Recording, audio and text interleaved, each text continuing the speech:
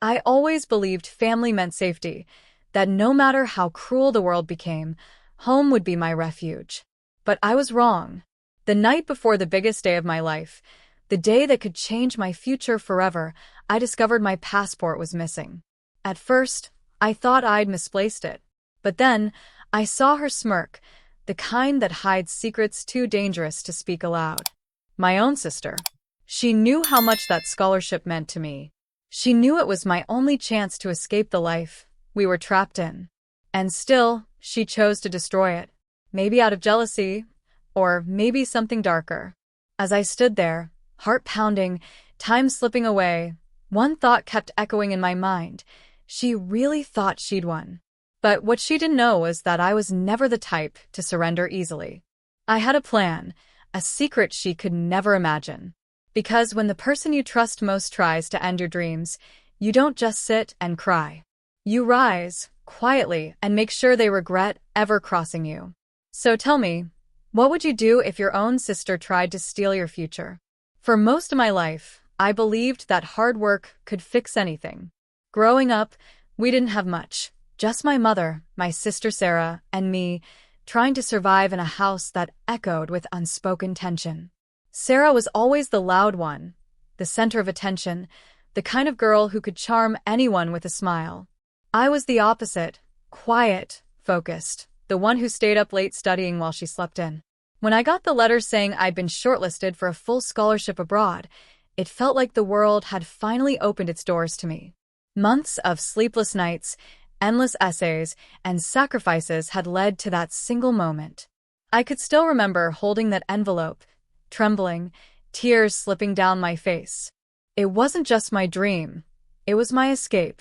But not everyone was happy for me. Sarah congratulated me, of course. She even hugged me. But there was something in her eyes, something sharp and fleeting, that made me uncomfortable. I told myself I was imagining it. After all, she was my sister. She'd seen me struggle, seen how much this meant to me. Why would she ever want to take that away? The days leading up to the interview were a blur of excitement and nerves. I prepared every document, rehearsed my answers, and ironed my outfit the night before. Mom kept telling me how proud she was, how I'd become the first in our family to go abroad. Even Sarah helped me pack, slipping casual comments like, "I still can't believe you're leaving me here." I laughed it off, thinking it was her way of saying she'd miss me. But there were little things, tiny, almost invisible cracks, that I didn't pay attention to. My passport, which I always kept in my drawer, once appeared on the kitchen counter. My folder of documents went missing for a few hours before showing up again. I blamed my own forgetfulness, too distracted to consider anything else. The night before the interview, I barely slept. I kept picturing the embassy officer, the questions, the moment they'd tell me whether I was good enough. I wanted everything to be perfect. And when I finally drifted off, it was with my bag neatly packed beside my bed and my passport tucked safely inside it. Or so I thought. Looking back now, I realize how blind I was. The clues were all there. The tension in Sarah's tone when she talked about money, the way she avoided eye contact when Mom praised me, the strange, bitter silence that filled the house after dinner. But hope makes you naive. You don't see betrayal coming when it's hiding behind a familiar smile. That morning, I woke up to sunlight streaming through the window, a sense of nervous excitement bubbling inside me. I remember humming softly as I checked my bag one last time. Documents, checklist, outfit pressed and ready. Everything was perfect. Until it wasn't. Because in the next few minutes, I'd discover something that would change the way I saw my sister forever. And from that moment, there was no going back. The moment my fingers closed on nothing where my passport should have been, something cold slid down my spine. Time blurred into the steady ticking of the wall clock, each tick like a tiny accusation. I checked the room again, under the mattress, inside the shoebox, behind the photo frame, because hope is stubborn and denial is a liar that insists you try one more place. Each empty space tightened the knot in my throat. The bag that had held my documents the night before now felt like a betrayal. My breath came in short, shallow pulls. The apartment that had always felt safe suddenly felt like a stage set where someone else was writing the next act. I didn't want to believe Sarah could do it. She had been my sister since birth, the girl who once braided my hair and smeared jam on my cheeks when I was 5. But memories can't cancel a present. I remembered her smirk the night I opened the scholarship letter, the way her laugh had edged too sharp when people praised me. I remembered small things that in another life I might have dismissed, a folded corner of a page, a half-finished cup of tea left where she always left it, the faint scent of her perfume on my documents when I swore I'd kept them locked. Those crumbs collected into a trail I couldn't ignore. I started searching with a new kind of focus, the kind people acquire when something precious is endangered. Opening drawers felt like unearthing parts of our lives. An envelope with old bus tickets, a school photograph, a receipt from a month ago, evidence of ordinary living, now strange artifacts in an investigation that felt too intimate. I found a small white envelope wedged behind a stack of unpaid bills. It wasn't my passport, but inside it was a train ticket with Sarah's name printed in faint ink and a scribbled note that could have been nothing or everything. The ticket was dated 2 days before my interview. My heart stumbled. Whatever game she was playing had a timeline, and I was suddenly very aware of mine. I watched her that morning with the careful attention of someone learning a new language, studying her gestures, the way she poured her coffee, the stiffness in her shoulders. She moved through our home like someone practiced in casual cruelty, present but distant, warm enough to prevent suspicion but cool enough to leave a bruise. She pretended normalcy with the precision of a trained actor. I wanted to call her out, to hold up the empty passport holder and force the truth from her, but I knew that hasty flames burn the wrong things. Anger sharpened into strategy. If she had taken something that could end me, then I needed to be surgical rather than theatrical. I turned to proof. Proof is the only honest currency in a world that rewards plausible deniability.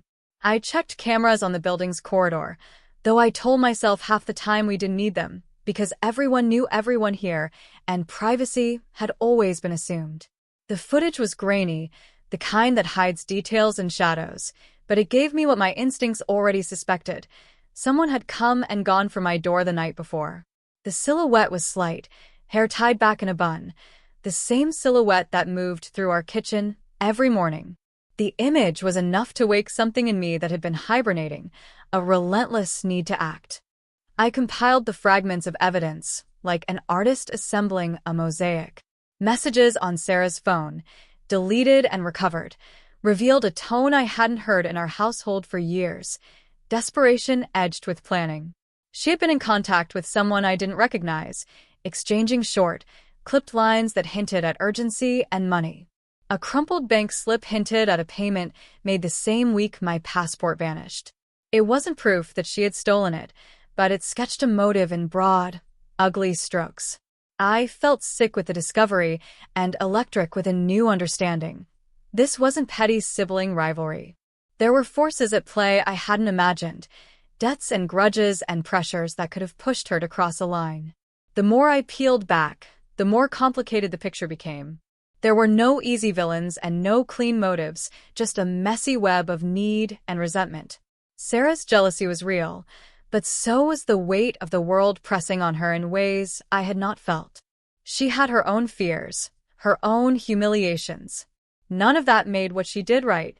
If anything, it made the betrayal sharper, because it came from someone who understood how much escape meant to me and still chose to hinder it.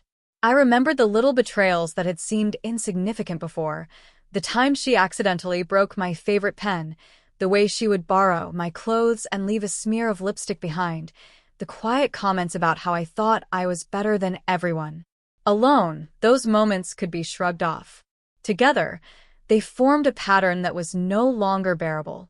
And with each pattern, my resolve hardened. The pain of being robbed of my chance was transforming into something else, a cold, steady plan for restitution. I reached out to friends I trusted, the few people who understood the stakes without needing every painful detail. They became my unseen scaffolding, helpful messages that arrived when I needed them, an extra voice on the phone when the silence at home became unbearable. One friend offered a small, vital piece of advice: never let the person who wronged you control the terms of your recovery. That idea lodged in me like a seed. If Sarah had tried to steal my future, then I would not only take it back, I would make sure she understood the consequences of choosing me as her target. I began to lay groundwork. I cataloged every document, made duplicates, and created secure backups hidden in places no one would think to look. I set small tests in motion to confirm my suspicions without tipping my hand, an intentional misplacement of a harmless item to see who noticed, a casual mention of a false appointment to watch her reaction. Each test fed me tiny victories, building a private list of confirmations that bolstered my confidence and clarified the map of betrayal I was navigating. Anger shifted into method. I spent nights drafting and redrafting scenarios in my head, imagining the exact moment when she would realize she had awakened a determination she could not extinguish. I imagined the humiliation she would feel when everything she had gambled on unraveled. My thoughts weren't about cruelty for the sake of it. They were about justice, balanced with an artist's sense of timing. I wanted her to feel the weight of what she had tried to do. Not to break her, but to make the lesson inescapable. There were moments when doubt clawed back in, when I questioned whether I was becoming someone I didn't recognize. Revenge has a way of changing the architecture of a person's heart, and I was cautious not to let it hollow me. I reminded myself of the scholarship's purpose. Not vanity, but survival. It was the ticket out of a house full of resentments and toward a future I had fought for. That perspective kept my anger focused, like a lens concentrating light until it burned through opacity.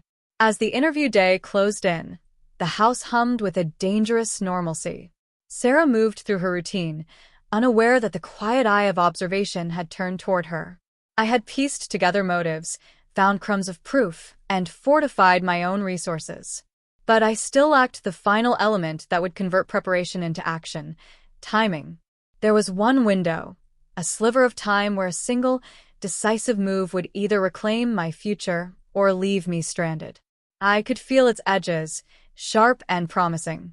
I had rehearsed the steps in my mind until they were as clear as the choreography. All that remained was to wait for the exact beat to strike. And then, in the small hours before dawn, I found a note tucked into the pocket of a jacket I rarely wore. It wasn't addressed to me. It wasn't signed, but it contained a date, a place, and a name I hadn't seen before, an opening I hadn't expected, and a risk I couldn't ignore. My pulse quickened. This was the moment everything pivoted. I folded the paper and smoothed it with trembling fingers. The plan I had been building could begin now, or it could collapse under forces I had not yet accounted for. Either way, there was no turning back. I slid the paper into my pocket and watched the city sleep, feeling the surge of a plan that was equal parts fear and fierce clarity. What I chose to do next would decide everything. The night I decided to move, everything felt smaller and sharper at once.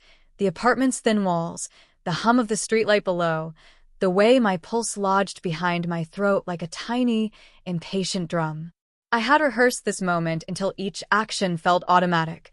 The click of the lock on my bag, the weight of the duplicate documents, the soft rustle of the paper with the date, and the unknown name folded into my pocket. Every careful choice had been built to this hour. There was no room now for second-guessing. I left the house with the silence of someone leaving a stage before the curtains rose. Sarah was asleep, or at least she believed she was. I could see the faint rectangle of her phone screen under her pillow when I passed her doorway, a sliver of blue that made my chest tighten with a strange mix of pity and resolve. I did not go to the embassy. I did not go to the person named on the note. Instead, I stepped into the plan I had sketched in the smallest, clearest lines of my mind, a plan that would not only get my passport back, but expose the marrow of what had been done without turning me into someone I would hate waking up as. The place on the note was a crowded market square, a weekday morning where people moved in predictable flows, vendors shouting prices, students spilling out of cafes, elders sitting on worn benches, watching the world. It was the kind of ordinary public that forgives nothing and witnesses everything, the perfect canvas for a carefully placed revelation. I arrived early, palms slightly damp, and let the rhythm of the crowd carry me. I wore plain clothes, unremarkable, the kind that let me be almost invisible. Every step felt like a confirmation of the person I had been and the person I was becoming. My friend Amina was already there, part of the scaffolding I had quietly built. She handed me a small envelope and a camera phone, tight like a secret offered in both hands. The envelope contained a copy of the bank slip I had retrieved and a screenshot of the messages I had recovered, the slim, ugly lines that drew motive across the page. The phone would record not just evidence but reaction. She looked at me without questions. In her eyes, I saw the steady calm of someone who knew what had to be done and would hold me accountable to it, not by stopping me, but by making sure I did not lose myself in the process. I scanned the crowd. And then I saw her, Sarah, hair piled in the bun she favored, an oversized coat that hung from her shoulders like a coat someone else would wear. She was not alone. A man in a cheap suit and an expression too practiced for honesty stood at her side. He moved like someone used to being deferred to, the kind of person who expects obligations to bend around him. My stomach nodded. This was the unnamed contact on the messages. The date and place were not random. It was where debts met deals, where small cruelties were traded as currency. I walked toward them with a slow, impossible calm of someone performing the simplest task, breathing. The man glanced up as if sensing a presence. Sarah's face tightened, the smile slipping into something more brittle as she saw me. Heat roared through me in a way that felt almost like drowning. Everything I had set up in secret, the backups, the tests, the evidence assembled like a trap, now depended on a single, precise exposure. There was no room for theatrics, only truth delivered at the exact pitch. I stepped in between them, letting the public press around us make the scene ordinary. I did not raise my voice. I let the camera roll quietly in my hand. The first thing I did was present the envelope like a small, useless object, until it was not. I slid the bank slip and the messages across the table of a nearby vendor in a way that made them visible to anyone who looked. People glanced over. A vendor leaned in. The man's face went from practiced to pale, as if someone had unplugged a lamp. Sarah's hands trembled. For the first time in weeks, she looked small. I laid out the facts without accusation, the way you arrange documents for someone who must decide. There was no shouting, only the slow, corrosive clarity of proof. The camera captured the exchange, the man's fidgeting, Sarah's unsteady attempts to smooth words that would not hold.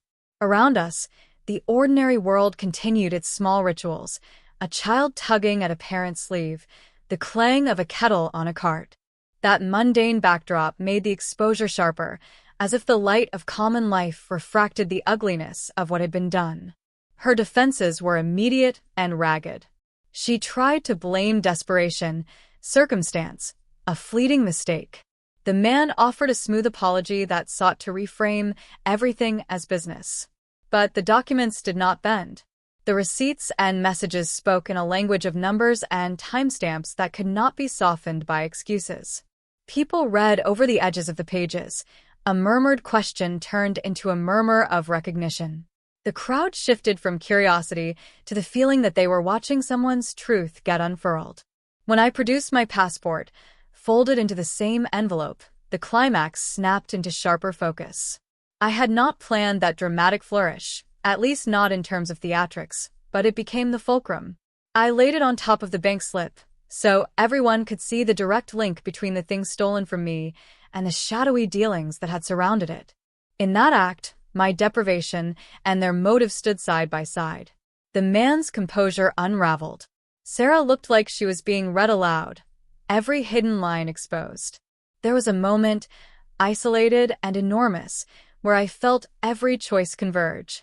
The years of quiet study, the nights of folded hopes, the small kindnesses I'd given in the naive belief that family is mutual, all of them compressed into a single visible moment.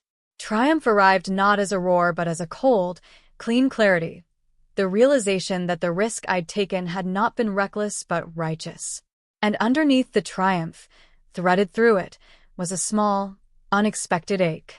Seeing her shiver under the weight of what she had done made something ache in me that I hadn't prepared for. I had wanted restitution. I had not wanted to watch her break. The man reached for his phone, perhaps to smooth things over, perhaps to threaten. That was when Amina stepped forward and read from a printed copy of the messages, her voice deliberate and steady. The crowd leaned in. Phones were out now. Strangers filmed, recorded. The man's reputation could not be chopped back into place, as if by will. There would be consequences, legal, social, financial, the kind that have a slow, remorseless way of spreading. Sarah's eyes met mine then, and in that thin, fragile exchange there was everything: shame, fear, a dawning understanding of the depth of the betrayal she had committed. For an instant I saw the child she once had been, the sister who had braided hair, the girl who had smeared jam on my cheek. That sight threw me off balance in a way that made the victory taste complicated. Before I left the square, I placed one final thing where everyone might see it: a small, handwritten note addressed not to the man nor to her, but to those who had been silent when they could have acted. I did not read it aloud. The words were simple and sharp, intended to do the same work as the evidence, to force reflection, not just punishment. Then I walked away with my passport heavy in my bag, and the sound of the crowd like surf on my back. As I moved through the market, I felt the thunder of consequences begin to roll. My plan had worked, but the aftermath had only just started to form its shape. Behind me, voices rose and fell, cameras clicked, and a life I'd once taken for granted began to tilt toward a new axis. I had taken back what was mine, but the cost and the way it would change us all was not yet finished. The next morning, everything felt quieter. The storm I'd unleashed had finally settled, but the silence it left behind wasn't peaceful, it was heavy. I stood by the window, watching the sunrise crawl across the city skyline. For months, I'd imagined this moment, the day justice would finally tilt in my favor. Yet, as the light touched my face, all I felt was empty. They were exposed now. Every lie, every manipulation, every cruel word, they were all out in the open for the world to see. The same people who once looked down on me were now whispering behind their backs. Their names trended for all the wrong reasons. Their apologies came too late, and I didn't care to listen. But here's the part no one tells you about revenge. The moment it's over, you start questioning yourself. I'd won, yes. I'd taken back my power, piece by piece. But as I walked past the wreckage of everything that had been destroyed, relationships, trust, maybe even parts of myself, I realized I wasn't the same person who began this journey. That night, I sat alone with my thoughts. The same fire that once fueled me now felt like a ghost, flickering weakly in the dark. I replayed every decision, every confrontation, every tear I'd shed before I became this version of me. I wanted to believe that I'd done the right thing, that what I did was justice, not vengeance. But is there really a difference? I thought of her, my sister, the one who stole not just my passport, but the opportunity that defined years of my dreams. I remembered her face when she realized I'd outsmarted her, the disbelief in her eyes as the truth came crashing down. It should have felt satisfying, seeing her brought low after everything she did to me. But instead, I just felt tired. Maybe revenge isn't about winning. Maybe it's about ending. I realized then that revenge doesn't give you closure, it just gives you another story to survive. The truth is, justice can't always be clean. It's messy, painful, and sometimes it stains your hands in ways you can't wash off. In the weeks that followed, life went back to normal, or at least what was left of it. People moved on to the next scandal, the next headline. But I couldn't. I saw my reflection differently now. Stronger, maybe. Colder, definitely. But also freer. Because while revenge didn't bring peace, it brought something else. Clarity. It taught me that pain has a purpose. That being wronged doesn't define you. How you rise from it does. And that sometimes, the hardest part of the story isn't the betrayal, it's learning how to live after you've burned it all down. I started rebuilding my life, quietly this time. No grand plans, no dramatic gestures. Just me, a new chapter, and the slow process of forgiving. Not her, not them, but myself. For losing control, for becoming someone I didn't always recognize, and for mistaking revenge for healing. And yet, even now, there's a part of me that doesn't regret it. because at that moment I did what I had to do. I stood up when no one believed me. I fought back when they wanted me silent. And maybe, just maybe, that's what it means to survive. Sometimes justice doesn't come wrapped in forgiveness. Sometimes it arrives in the form of a reckoning. But here's the thing. When the dust settles and the noise fades, you're left alone with one simple truth. You can't rebuild while holding ashes. I had to let it go, the anger, the resentment, the endless replay of what they did. I had to stop defining myself by what I destroyed and start defining myself by what I could create next. Revenge had given me a voice, but forgiveness, real forgiveness, gave me peace. Now, when people ask me if I do it all again, I pause. Because my answer isn't simple. I'd still fight for myself. I'd still expose the truth. But I'd also tell that broken girl I once was that vengeance doesn't heal wounds, it just hides them under scars. I learned that power isn't about control. It's about choice. And my choice, finally, is to move forward. So, if you're watching this, if you've ever been betrayed, humiliated, or made to feel small, listen to me. Don't let their cruelty turn you into a mirror of them. Use your pain, but don't let it use you. Rise, not out of spite, but out of strength.